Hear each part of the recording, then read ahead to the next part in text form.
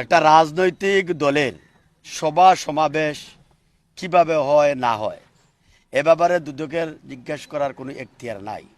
আর BNP একটি registered রাজনৈতিক দল, বৃহত্তম রাজনৈতিক দল। আমি এবং আমার দল মনে করে যে এই চিঠি বর্তমান সরকারের রাজনৈতিক স্বার্থ হাসিল এবং রাজনৈতিক উদ্দেশ্যে বিরোধী দলকে ধ্বংস করা, নির্মূল করা এবং নির্যাতন, নিবর্তন, নিপীড়নের আরেকটি অধ্যায়। তারা বলছিলেন যে দুইটা বিষয়, একটা হচ্ছে যে মহাসমাবেশ। উনি এখন আমাদের দলের সাথে সংশ্লিষ্ট নেই। 2008 সালের 29শে ডিসেম্বরের যে নির্বাচনটা হয়েছিল, ওই নির্বাচনে বিএনপি তাকে বা চার দল তাকে নমিনেশন দেয় নাই। না দেওয়ার কারণে উনি ইন্ডিপেন্ডেন্টলি ইলেকশন করেছিলেন এবং তখন তাকে দল থেকে সাসপেন্ড করা হয়েছে। এখনও তার সাসপেনশন উইথড্র হয় নাই।